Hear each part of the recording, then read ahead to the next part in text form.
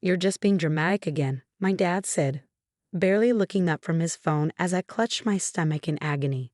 Amanda would never do something like that.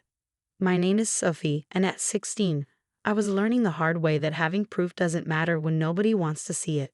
The burning in my throat had started minutes after eating the smoothie Amanda, my stepsister, had kindly made for me. "But Dad, something's wrong," I gasped, doubling over at our kitchen counter. "It tastes like chemicals." "Oh please," Amanda cut in, her perfect ponytail swinging as she rolled her eyes. "I made it with the same ingredients I always use. You're just trying to get attention, as usual." The burning was spreading now, moving from my throat to my chest. Black spots danced at the edges of my vision. Amanda watched me with an expression I'd seen too many times before, a mixture of satisfaction and carefully crafted concern. Ever since my dad married her mom Lisa 3 years ago, Amanda had been the perfect daughter. Straight A's, cheerleading captain, volunteer work at the local animal shelter. Nobody saw what happened when the adults weren't looking. Nobody wanted to believe that their golden girl could have a darker side. "Dad," I tried again, my voice barely a whisper now. "Please." "Sophie, enough," Lisa snapped, walking into the kitchen. "Amanda was kind enough to make you a healthy breakfast, and this is how you thank her? By accusing her of what? Poisoning you." The room was spinning. I grabbed the smoothie cup with trembling hands, but Lisa snatched it away. "I'll throw this out since you're being so ungrateful," she said, dumping the contents into the sink before I could stop her. There went my evidence. I stumbled toward the front door, knowing I needed help but not sure where to find it. My mom would have believed me, would have rushed me to the hospital in a heartbeat. But she passed away 4 years ago, leaving me with a dad who seemed to forget I existed once he found his new family. That's when I saw Mrs. Martinez through our front window, watering her roses next door. She'd been our neighbor for years, a retired ER nurse who'd often watched me after school before my mom died. "Where do you think you're going?" Lisa demanded as I lurched toward the door. "Probably to make up more stories to the neighbors," Amanda added sweetly. "You know how she likes to exaggerate, Mom." I made it to our front yard before my legs gave out. The last thing I heard was Mrs. Martinez shouting my name, her watering can clattering to the ground as she ran toward me. I woke up to the steady beep of hospital monitors and Mrs. Martinez's concerned face. "There you are, sweetheart," she said softly, squeezing my hand. "You gave us quite a scare." "The smoothie," I croaked, my throat feeling like I'd swallowed glass. "Amanda." I know Mrs. Martinez's expression hardened. "I saw her making it this morning through my kitchen window. Saw her adding something from a bottle she pulled from her pocket. I was about to come over and warn you, but you drank it so fast." Tears slid down my cheeks. Finally, someone had seen it. Someone believed me. "We've already run toxicology tests," a doctor said, stepping into the room. "The results are concerning.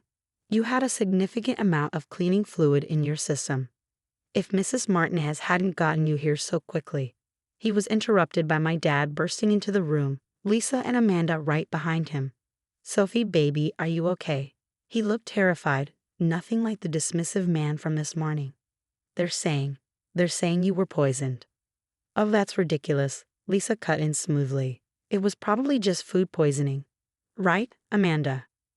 But Amanda's perfect mask had finally cracked. She stood frozen in the doorway, staring at Mrs. Martinez with undisguised fear. "Actually," Mrs. Martinez said, her voice steel wrapped in silk, "I have video footage from my security camera showing exactly what Amanda put in that smoothie. Would you like to see it, or should I show the police first?" The color drained from Amanda's face. Lisa started sputtering excuses. My dad just stood there, looking lost, finally forced to see what had been happening under his own roof. I closed my eyes, exhausted but relieved. The truth was finally coming out, thanks to one person who cared enough to pay attention. Mrs. Martinez squeezed my hand again, and I knew this was just the beginning of a long overdue reckoning. The hospital room became a battleground of denials and accusations.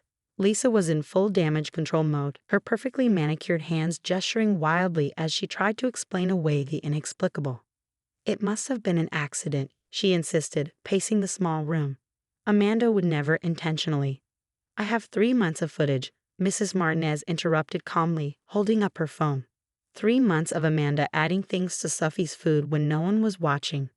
I started recording after I noticed Sophie getting mysteriously ill every few weeks.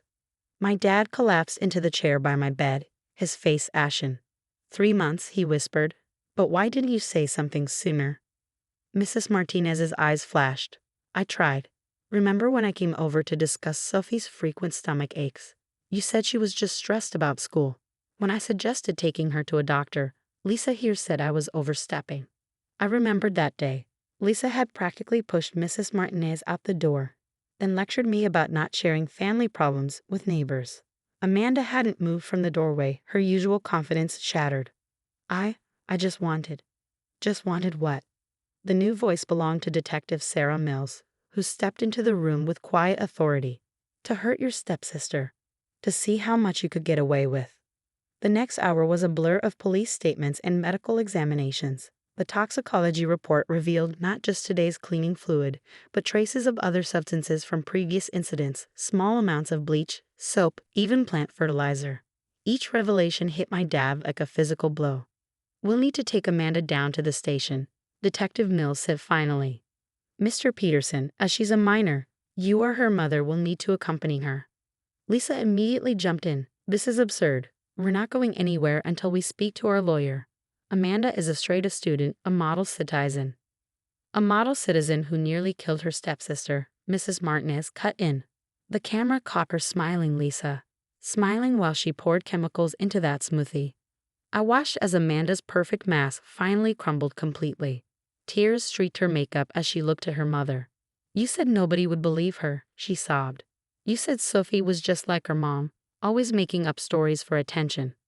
The room went deadly quiet. All eyes turned to Lisa, who had gone very still. Amanda, she said sharply. Be quiet. But Amanda was beyond control now, years of carefully constructed perfection shattering. You told me to put her in her place. Said we had to show her she couldn't compete with us. That if she got sick enough, maybe she'd go live with her aunt and stop ruining our perfect family. My dad made a sound like he'd been punched. Lisa, you knew? Lisa's face contorted. She was ruining everything. Always moping about her dead mother, making you feel guilty, taking up space in our home. Amanda was supposed to just scare her a little, not. Detective Mills stepped forward. Mrs. Peterson, I'm going to need you to come with me as well. As they led Amanda and Lisa away, I caught a glimpse of my stepsister's face. For the first time, I saw her clearly, not the perfect daughter she pretended to be, but a girl so desperate for her mother's approval that she'd do anything, even poison her stepsister. My dad stayed behind, looking older than I'd ever seen him. Sophie, he started, his voice breaking. I don't know how to. Don't, I said, turning away from him. Just don't. Mrs. Martinez, who hadn't left my side, spoke up. I think Sophie needs rest now. And you, Mr. Peterson, need to do some serious thinking about how you let things get this far. As my dad shuffled out, Detective Mills returned with news that would change everything. We're going to need to search your house, she told my dad. Based on Amanda's statement, there may be evidence of previous attempts. I closed my eyes, exhausted but oddly peaceful. The truth was finally out, though I knew this was just the beginning of a much longer story. Mrs. Martinez adjusted my blanket, her presence more comforting than my own family had been in years. It's some sleep, sweetheart, she said softly. Tomorrow's going to be a new day. She was right, tomorrow would be different. The perfect facade of our blended family had cracked wide open, revealing the poison that had been lurking beneath the surface all along. As I drifted off to sleep, I wondered what other truths would come to light in the days ahead. 3 weeks after the incident, I sat in Mrs. Martinez's sunlit kitchen, watching her prepare breakfast. Real breakfast, not the health smoothies that had landed me in the hospital. The changes in my life since that day felt almost surreal. Amanda and Lisa were facing serious charges. My stepsister had been placed in a juvenile detention center with mandatory psychological counseling, while Lisa was out on bail, staying with relatives in another state. The investigation had revealed a disturbing pattern of manipulation and abuse, with Lisa as the orchestrator and Amanda as her willing accomplice. Your pancakes are getting cold, Mrs. Martinez said gently, pulling me from my thoughts. Since my release from the hospital, I've been staying with her while my dad tried to figure out how to be a father again. Thanks for everything, I said, meaning so much more than just breakfast. I don't know what would have happened if you hadn't been watching out for me. She sat down across from me, her kind eyes serious. You know, your mother and I were good friends. She made me promise to keep an eye on you if anything ever happened to her. I just wish I'd done more sooner. A knock at the door interrupted us. It was my dad, looking uncomfortable in a way that had become familiar over the past weeks. He'd been coming by every morning, trying to rebuild what his negligence had broken. Ready for school? He asked, hovering in the doorway.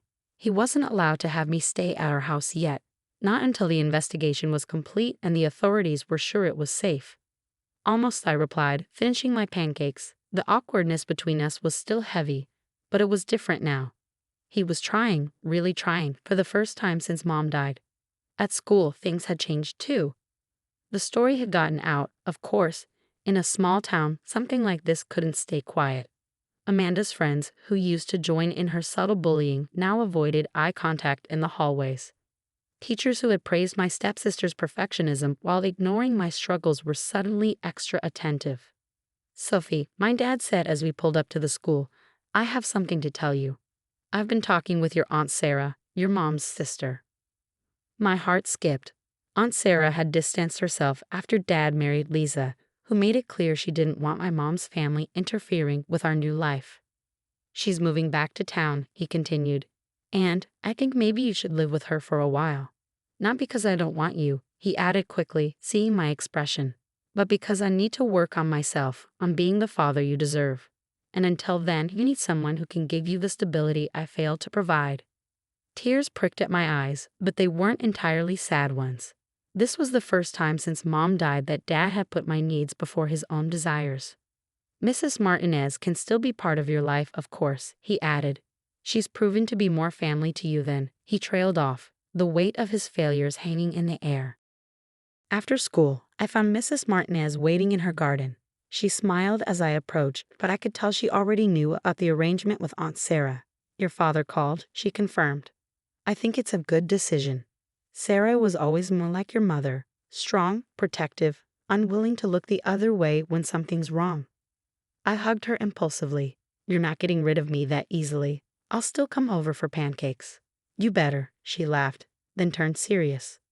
You know, watching you these past weeks, seeing how you've handled everything, you're so much like your mother. She would be proud of you. That weekend, Aunt Sarah arrived with a moving truck and a determination to set things right. As we unpacked my things in her guest room, soon to be my room, she told me stories about Mom, stories Lisa had tried to make me forget. Dad came by to help, working alongside Aunt Sarah with an awkward but genuine effort to make amends. They even managed to share a laugh over an old photo they found of Mom, both acknowledging the void her loss had created and the different ways they tried to fill it. Mrs. Martinez brought over a housewarming dinner, and as we all sat around Aunt Sarah's dining table, I felt something I hadn't experienced in years. The warmth of being surrounded by people who truly cared about my well-being. The road ahead wouldn't be easy. There would still be court dates, therapy sessions, and moments of dealing with the trauma of what Amanda and Lisa had done. But for the first time since Mom died, I wasn't facing it alone. To new beginnings, Aunt Sarah proposed, raising her glass. And to keeping our eyes open, Mrs. Martinez added meaningfully. To family, Dad said quietly, and doing better. I looked around at these three adults, each playing a different but vital role in my recovery and future. This wasn't the family I was born into, or even the one Dad had tried to force with Lisa and Amanda. This was something better, a family built on truth, protection, and genuine love. To real family, I echoed and meant it with all my heart.